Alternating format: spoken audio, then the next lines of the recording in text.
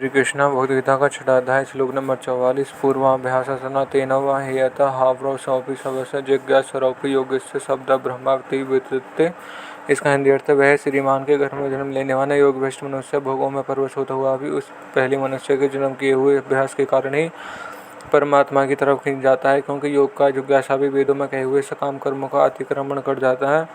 व्याख्या योगों के कुल में जन्म लेने वाले योग भ्रष्टों को जैसी साधन की सुविधा मिलती है, जैसे वायुमंडल मिलता है, जैसा संग मिलता है, जैसी शिक्षा मिलती है, वैसी साधन की सुविधा वायुमंडल संग शिक्षा आदि श्रीमान के घरों में जन्म लेने वालों में नहीं मिलती, परंतु स्वर्ग आदि लोगों में जाने से पहले मनुष्य जन्म में जितना योग का साधन क्या है, सांसारिक भोगों का त्याग क्या है, उसके अंतकरण में जितने अच्छे संस्कार पड़े हैं, पर मनुष्य जन्म में किए हुए जितने अच्छे संस्कार पड़े हैं, उस मनुष्य जन्म में किए हुए अभ्यास के कारण ही भोगों में आसक्त होता हुआ भी वह परमात्मा की तरफ जबरदस्ती खींच जाता है। अब वह सोपी कहने का तात्पर्य है कि वह श्रीमान के घर में जन्म लेने से पहले बहुत वर्षों तक स्वर्ग आदि लोकों में रहा, वहाँ उसके लिए भोगों की बहुलता रही है, और यहाँ श्रीमान के घरों में भोगों की बहुलता है। उसके मन में जो भोगों की आसक्ति है वह भी अभी सर्वथा मिटी नहीं है, इसलिए वह भोगों के परवश हो जाता है। परवश होने पर भी यथार्थ इंद्रिय मन आदि का भोगों की तरफ आकर्षण होते रहने पर भी पूर्व के अभ्यास के आदि के कारण वह जबरदस्ती परमात्मा की तरफ खींच जाता है। कारण यह है कि भोग वासना कितनी भी प्रबल क्यों ना हो, वह ही असत है, उसका जीव के सत स्वरूप के साथ कोई संबंध ही नहीं है। जितना ध्यान योग आदि साधन है, साधन के जितने संस्कार हैं, वे कितने ही साधारण क्यों ना हो, पर वे सती हैं,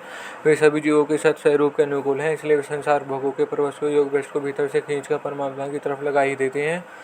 इस प्रकरण में अर्जुन का प्रश्न यह था कि साधन में लगा हुआ शिथिल प्रयत्न वाला साधक अंत में योग से विचलित हो जाता है, तो वह योग की संसिद्धि को प्राप्त न होकर किस गति को चाहता है, अर्थात उसका कहीं पतन तो नहीं हो जाता। उसके उत्तर में भगवान ने इस लोक में कही और परलोक में योगाभ्रष्ट का पतन न होने की बात इस श्लोक के पूर्वाधार तक कही। अब इसी श्लोक के उत्तराधार में योगों में लगे हुए योग की वास्तविक महिमा कहने के लिए योग को जिज्ञासा की महिमा कहते हैं। जब योग का जिज्ञासा भी वेदों में कहे हुए सकाम कर्म और उनके फलों का अतिक्रमण कर देता है, अर्थात उनसे ऊपर उठ जाता है, वह योग भ्रष्ट के लिए तो कहना ही क्या, अर्थात उसके पतन की कोई शंका ही नहीं है। वह योग में परिवर्तित हो चुका है तथा उसको अवश्य उद्धार होगा ही।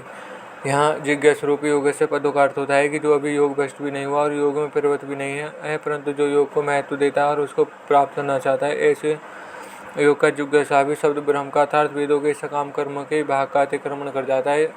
योग का जिज्ञासु वह है जो भोग और संग्रह के साधारण लोगों की तरह महत्व नहीं देता, फिर तो उनकी उपेक्षा करके योग को अधिक महत्व देता है। उसको भोग और संग्रह की रुचि मिटी नहीं है, पर सिद्धांत से योगों को महत्व देता है, इसलिए वह योगारूढ़ तो हुआ नहीं, पर योग का जिज्ञासु है, योग को प्राप्त करना है। इस जिज्ञासा मात्र का यह महात्मा है कि वह वेदों में कई सकाम कर्मों से उनके फल में ऊंचा उठ जाता है।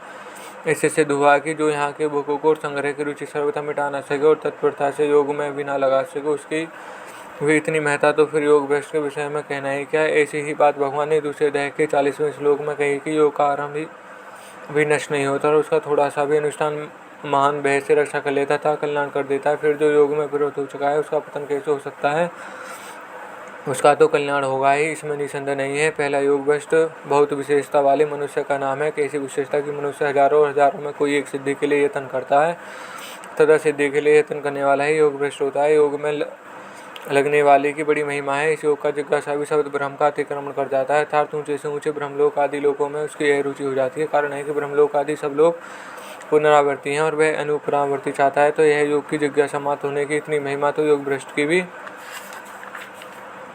कितनी महिमा होनी चाहिए। कारण है कि उसके उद्देश्य में योग क्षमता आ गई, तभी तो वह योग भ्रष्ट हुआ। इस योग भ्रष्ट में महिमा योग की है, ना कि भ्रष्ट होने की।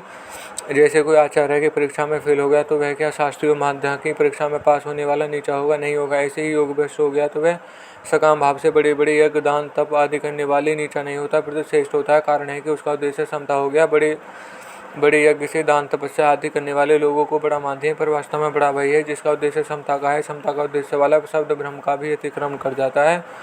इस योग भ्रष्ट के प्रसंग से साधक को उत्साह दिलाने वाली एक बड़ी विचित्र बात मिलती है कि अगर साधक में हमें तो परमात्मा की प्राप्ति करनी है, ऐसा दृढ़ता से विचार कर ले तो वे शब्द ब्रह्म का अतिक्रमण कर जाएंगे। यदि साधक आरंभ में क्षमता को प्राप्त ना भी करते तो उसको अपनी रुचि या अदृश्य क्षमता प्राप्ति का भी रखना चाहिए। जैसा कि गोस्वामी तुलसी जी कहते हैं, मति अति नीच ऊंची रची आची चही माँ अमी जो रुचराई न छाची।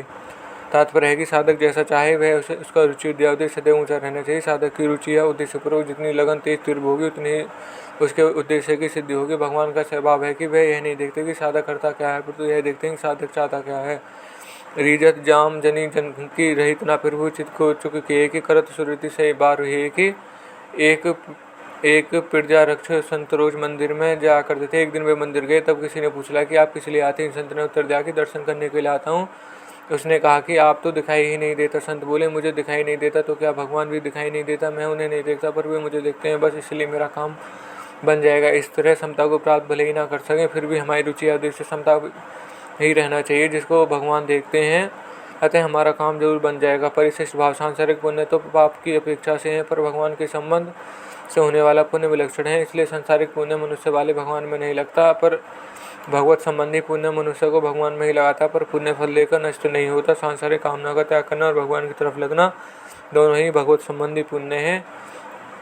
पूर्वाभ्यास है। 93 पदों का तात्पर्य है कि वर्तमान जन्म में सत्संग, संग, चर्चा आदि न होने पर भी केवल पूर्वाभ्यास के कार्य में परमात्मा में लग जाता है। इस पूर्वाभ्यास में नहीं है, फिर तो गति है। मैं भी क्रिया वाला अभ्यास न होकर गति वाला अभ्यास है। तात्पर्य है कि इस अभ्यास में प्रयत्न भी नहीं और कर्तव्य भी नहीं, पर गति है। गति में स्वयं परमात्मा की ओर खींचने की शक्ति है। क्रिया वाला अभ्यास किया जाता है और गति वाला अभ्यास स्वयं होता है। संबंध श्रीमान के घर में जन्म लेने के बाद वह योग वैश्य परमात्मा की तरफ खींचता है, तो उसकी क्या दशा होती है, यह आगे के श्लोक में बताते हैं।